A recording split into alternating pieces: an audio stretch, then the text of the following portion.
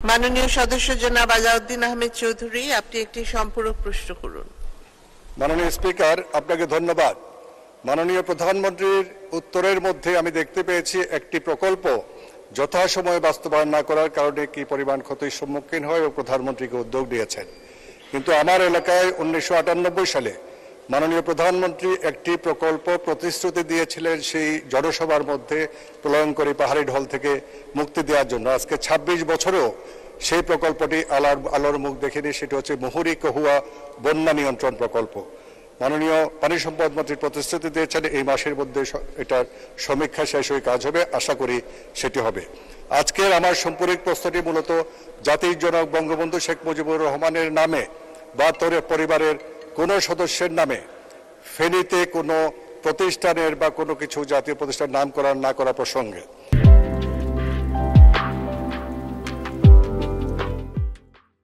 মাননীয় স্পিকার, আপনি জানেন ফেনী অত্যন্ত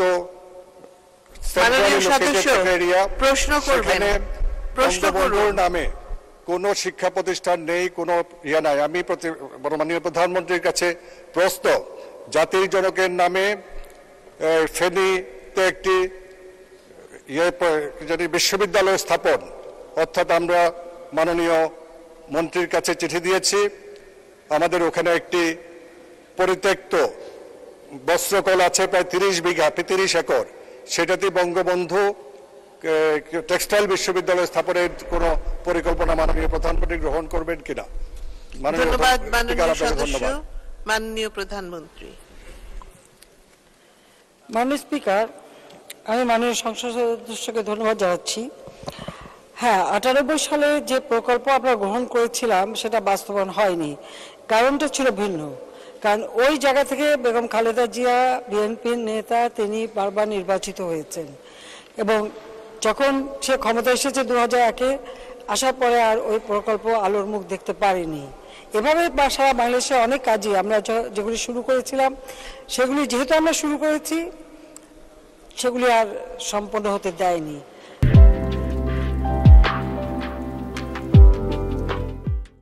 আর এই জায়গাটা সবসময় একটু বৈরী কাজে সেই ক্ষেত্রে।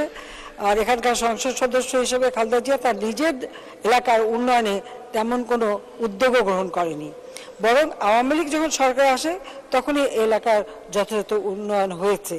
তো এখানে মুহুরী এবং কহুয়া নদীর উপর নদী সংস্কারের যে বিষয়টা, আমরা তো এখন সারা বাংলাদেশেরই নদী নালাগুলি, খাল বিল, সমস্ত জলাভূমি সবই আমরা সংস্কার করছি, কারণ আমাদের জলাধারগুলি সংরক্ষণ করতে হবে।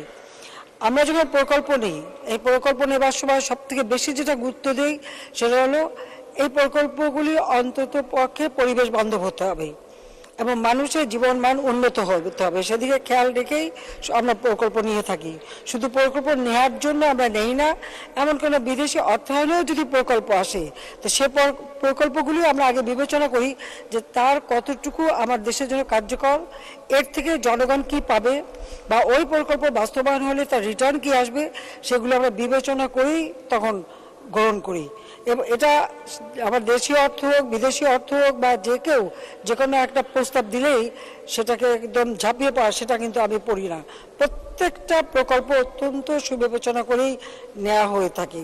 তো এই নদীগুলি আমরা ইতিমধ্যে খনন কাজ শুরু করেছি, জলাধারগুলি সংরক্ষণের কাজ শুরু করেছি, এটা করা হবে। আরেকটি কথা হচ্ছে, কোনো প্রকল্প জাতির পিতা বঙ্গবন্ধু শেখ মুজিবের নামে নেই বা আমাদের নামে নেই, এটা তো খুবই স্বাভাবিক ব্যাপার। কারণ 1975 সালে 15 আগস্ট জাতির পিতাকে নির্মমভাবে হত্যা করার পর শুধু জাতির পিতা বঙ্গবন্ধু শেখ মুজিবকেই হত্যা করা হয়নি, আমার মা, আমার 3 ভাই, আমাদের আত্মীয় পরিবার পরিজন, যাদেরকে হত্যা করা হয়েছিল। প্রকৃতপক্ষে 15 আগস্টের পরে ইতিহাস থেকে তো বঙ্গবন্ধু শেখ মুজিবের নামটা মুছে ফেলা হয়েছিল, ইতিহাস বিকৃত করা হয়েছিল এবং মহান মুক্তিযুদ্ধে যে অবদান রয়েছে সেটাও ইতিহাস থেকে মুছে দেওয়া হয়েছিল। এমন একটা পরিবেশ সৃষ্টি হয়েছিল, যারা মুক্তিযুদ্ধ করেছে তারা মুক্তিযোদ্ধা এই কথাটা বলতেও যেন দ্বিধান্বিত ছিল, তারা অনেক সময় বলতে পারেনি। সেই ছিল একটা অবস্থা। আর এই জায়গাটায় যেহেতু খালেদা জিয়া, সে তার নির্বাচনী এলাকা, তো সেখানে একটা বৈরী পরিবেশ সবসময় ছিল। কাজে মুক্তিযুদ্ধের স্মৃতি অথবা জাতির পিতা বঙ্গবন্ধু শেখ মুজিবের নামে অথবা তার পরিবার নামে কিছু এখানে হবে, এটা তো তারা কখনো চায়নি। আর আমি একটা কথা বলবো যে যত্র যেখানে সেখানে সব জায়গায় বঙ্গবন্ধু বা আমার পরিবারের নামে যাতে কিছু না হয়, আমাদের বঙ্গবন্ধু মেমোরিয়াল ট্রাস্ট সেখানে একটা সিদ্ধান্ত আছে, কেউ কোনো কিছু করতে গেলে আগে ট্রাস্টের অনুমতি দিতে হয়। কাজে সেখানে বিশ্ববিদ্যালয় হবে কিনা বা সেখানে কোনো প্রকল্প নিতে গেলে ট্রাস্টের অনুমোদন নিয়েই কিন্তু নামকরণ করা হয়ে থাকে এবং নামকরণ সেভাবেই হবে। তো সেই বিষয়টা আমরা পরবর্তীতে দেখব। আর এই জায়গায় করবো কিনা আমি এখনই কথা দিতে পারছি না। আদৌ এখানে এ ধরনের বিশ্ববিদ্যালয় অথবা টেক্সটাইল ইউনিভার্সিটির প্রয়োজন আছে কিনা যাচাই বাছাই করে তখন আমরা সিদ্ধান্ত নেব। ধন্যবাদ মাননীয় স্পিকার।